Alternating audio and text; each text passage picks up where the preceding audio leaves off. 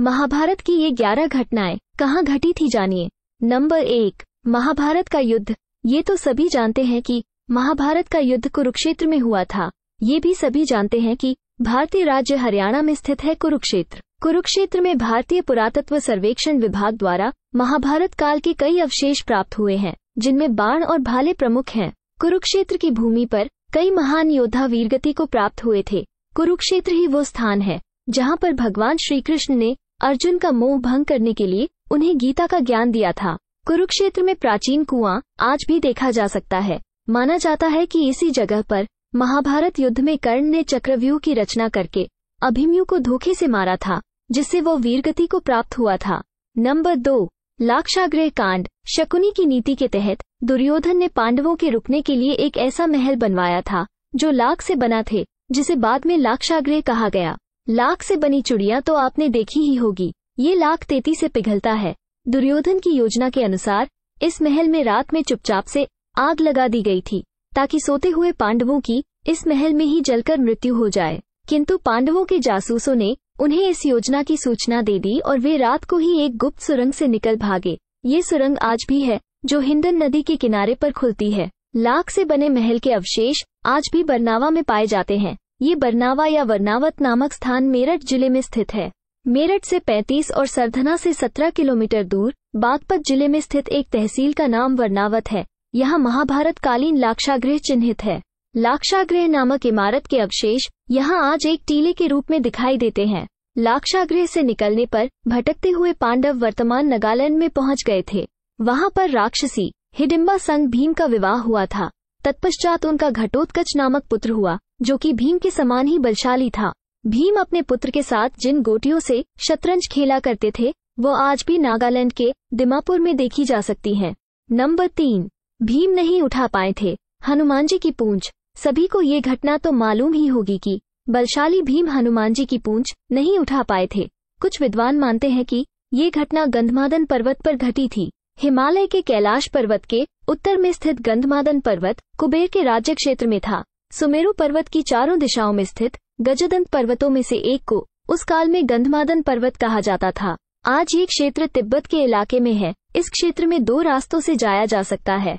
पहला नेपाल के रास्ते मानसरोवर से आगे और दूसरा भूटान की पहाड़ियों से आगे और तीसरा अरुणाचल के रास्ते चीन होते हुए। संभवतः महाभारत काल में अर्जुन ने असम के एक तीर्थ में जब हनुमान जी से भेंट की थी, तो हनुमान जी भूटान या अरुणाचल के रास्ते ही असम तीर्थ में आए होंगे। हालांकि कुछ विद्वानों अनुसार उत्तराखंड में जोशीमठ से लगभग 25 किलोमीटर दूर हनुमान चट्टी है।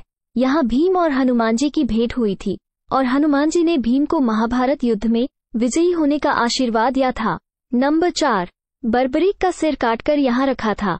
भीम के पौत्र और घटोत्कच के पुत्र बर्बरीक के बारे में सभी जानते हैं कि वो मात्र 3 बाण ही लेकर युद्ध क्षेत्र में लड़ने जा रहे थे। इसलिए भगवान श्री कृष्ण ने ब्राह्मण के भेष में उनसे दान में उनका शीश मांग लिया था।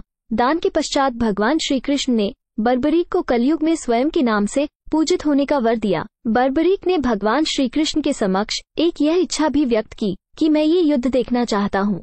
तब भगवान श्री कृष्ण ने उसकी इच्छा से उस शीश को एक स्थान पर रखवा दिया, लेकिन वो जिधर भी देखता उधर की सेना का सफाया हो जाता। ऐसे में भगवान श्री कृष्ण ने उसके शीश को दूर एक स्थान पर रखवा दिया। आज उस स्थान को खाटू श्याम का स्थान कहा जाता है। भगवान श्री कृष्ण के वरदान स्वरूप ही उनकी पूजा श्याम रूप में की जाती है। राजस्थान के शेखावाटी के सीकर जिले में स्थित है परमधाम खाटू। खाटू का श्याम मंदिर बहुत ही प्राचीन है, लेकिन वर्तमान मंदिर की आधारशिला सन 1720 में रखी गई थी। इतिहासकार पंडित झाबरमल शर्मा के अनुसार सन 1679 में औरंगजेब की सेना ने इस मंदिर को नष्ट कर दिया था। मंदिर की रक्षा के लिए उस समय अनेक राजपूतों ने अपना प्राणोत्सर्ग किया था। नंबर 5, सिंधु घाटी के नगर क्यों हो गए नष्ट। महाभारत का युद्ध आज से लगभग 5300 वर्ष पूर्व हुआ था। उस दौरान गुरु द्रोण के पुत्र अश्वत्थामा ने भगवान श्री कृष्ण के मना करने के बावजूद ब्रह्मास्त्र का प्रयोग किया। अश्वत्थामा ब्रह्मास्त्र चलाना तो जानता था, पर उसे लौटाना नहीं जानता था। उस अति प्रचंड तेजोमय अग्नि को अपनी ओर आता देख अर्जुन भयभीत हो गया और उसने भगवान श्री कृष्ण से विनती की। श्री कृष्ण बोले, हे अर्जुन, तुम्हारे भय से व्याकुल होकर अश्वत्थामा ने ये ब्रह्मास्त्र तुम पर छोड़ा है। इस ब्रह्मास्त्र से तुम्हारे प्राण घोर संकट में हैं। इससे बचने के लिए तुम्हें भी अपने ब्रह्मास्त्र का प्रयोग करना होगा, क्योंकि अन्य किसी अस्त्र से इसका निवारण नहीं हो सकता। कहते हैं कि अश्वत्थामा ने ब्रह्मास्त्र छोड़ा, प्रत्युत्तर में अर्जुन ने भी छोड़ा। अश्वत्थामा ने पांडवों के नाश के लिए छोड़ा था और अर्जुन ने उसके ब्रह्मास्त्र को नष्ट करने के लिए। दोनों द्वारा छोड़े गए इस ब्रह्मास्त्र के कारण लाखों लोगों की जान चली गई थी। आज जिस हिस्से को पाकिस्तान और अफगानिस्तान कहा जाता है, महाभारत काल में उसके उत्तरी हिस्से को गांधार, मद्र, कैक और कंबोज की स्थली कहा जाता था। अयोध्या और मथुरा से लेकर कंबोज तक आर्यावर्त के बीच वाले खंड में कुरुक्षेत्र होता था। जहां ये युद्ध हुआ उस काल में कुरुक्षेत्र बहुत बड़ा क्षेत्र होता था। आजकल ये हरियाणा का एक छोटा सा क्षेत्र है। उस काल में सिंधु और सरस्वती नदी के पास ही लोग रहते थे। सिंधु और सरस्वती के बीच के क्षेत्र में कुरु रहते थे। यही सिंधु घाटी की सभ्यता और मोहनजोदड़ो के शहर बसे थे, जो मध्य प्रदेश की नर्मदा घाटी तक फैले थे। सिंधु घाटी सभ्यता के मोहनजोदड़ो, हड़प्पा आदि स्थानों की प्राचीनता और उनके रहस्यों को आज भी सुलझाया नहीं जा सका है। मोहनजोदड़ो सिंधु नदी के 2 टापुओं पर स्थित है। जब पुरातत्व शास्त्रियों ने पिछली शताब्दी में मोहनजोदड़ो स्थल की खुदाई के अवशेषों का निरीक्षण किया था तो उन्होंने देखा कि वहां की गलियों में नरकंकाल पड़े थे। कई अस्थिपंजर चित अवस्था में लेटे थे और कई अस्थिपंजरों ने एक दूसरे के हाथ इस तरह पकड़ रखे थे मानो किसी विपत्ति ने उन्हें अचानक उस अवस्था में पहुंचा दिया था।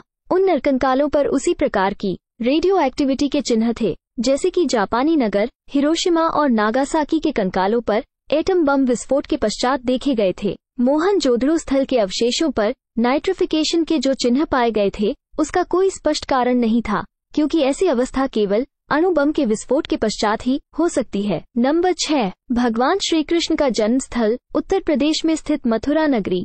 भगवान श्री कृष्ण की जन्मस्थली होने के कारण यह महाभारत की घटनाओं का प्रमुख केंद्र रहा है। महाभारत काल में इस नगरी पर जरासंध ने कई आक्रमण किए थे। जिस स्थान पर कंस रहता था उस स्थान को कंस के ले के नाम से जाना जाता है। कंस के आतंक को रोकने के लिए विष्णु भगवान ने श्री कृष्ण अवतार लिया था। कंस उनके इस अवतार को रोकने और अवतार उपरांत उन्हें मारने का षड्यंत्र इसी किले में रचता था। ये किला भी मथुरा में आज भी है। नंबर 7, व्यासपोथी। व्यासपोथी नामक स्थान बद्रीनाथ से 3 किलोमीटर की दूरी पर उत्तराखंड के माणा गांव में स्थित है। यहाँ महाभारत के रचनाकार महर्षि वेद व्यास जी की गुफा है। इसके समीप ही गणेश गुफा है। मान्यता है कि इसी गुफा में व्यास जी ने महाभारत को मौखिक रूप दिया था और गणेश जी ने उसे लिखा था। माना जाता है कि उत्तराखंड में अवस्थित पांडुकेश्वर तीर्थ में अपनी इच्छा से राज्य त्याग करने के बाद महाराज पांडु अपनी रानियों कुंती और माद्री संग निवास करते थे। इसी स्थान पर 5 पांडवों का जन्म हुआ था। नंबर 8, जरासंध का अखाड़ा बिहार के राजगृह में अवस्थित है। कंस के ससुर जरासंध का अखाड़ा। जरासंध बहुत बलवान था। मान्यता है कि इसी स्थान पर भगवान श्री कृष्ण के इशारे पर भीम ने उसका वध किया था। राजगृह को राजगीर कहा जाता है। रामायण के अनुसार ब्रह्मा जी के चौथे पुत्र वसु ने गिरिव्रज नाम से इस नगर की स्थापना की। बाद में कुरुक्षेत्र के युद्ध के पहले बृहद्रथ ने इस पर अपना कब्जा जमा लिया। बृहद्रथ अपनी शूरता के लिए मशहूर था। नंबर 9, अर्जुन गुफा। कहते हैं कौरवों से अपना राज्य हारने के बाद भगवान श्री कृष्ण के कहने पर अर्जुन मनाली के पिरनी में तप करने चले गए थे। उस स्थान को अर्जुन गुफा के नाम से जाना जाता है। इसी स्थान पर भगवान शिव ने अर्जुन को पशुपता शस्त्र दिया था। मनाली भारत के हिमाचल प्रदेश का एक शहर है। मनाली कुल्लू घाटी के उत्तर में स्थित लोकप्रिय हिल स्टेशन और पर्यटन स्थल है। पौराणिक ग्रंथों में मनाली को मनु का घर कहा गया है। कहा जाता है कि जब सारा संसार प्रलय में डूब गया था तो एकमात्र मनु की जीवित बचे थे। मनाली में आकर ही उन्होंने मनुष्य की पुनर्रचना की। इसलिए मनाली को हिंदुओं का पवित्र तीर्थस्थल भी माना जाता है। इसके अलावा मनाली में हिंदू गाथाओं से जुड़े और भी कई प्राचीन स्थल है। नंबर 10, हस्तिनापुर और इंद्रप्रस्थ। दिल्ली को उस काल में इंद्रप्रस्थ कहा जाता था और मेरठ को हस्तिनापुर। दिल्ली में पुराना किला इस बात का सबूत है। खुदाई में मिले अवशेषों के आधार पर पुरातत्वविदों का एक बड़ा वर्ग यह मानता है कि पांडवों की राजधानी इसी स्थल पर रही होगी। दिल्ली कई ऐतिहासिक घटनाओं का साक्षी रहा है।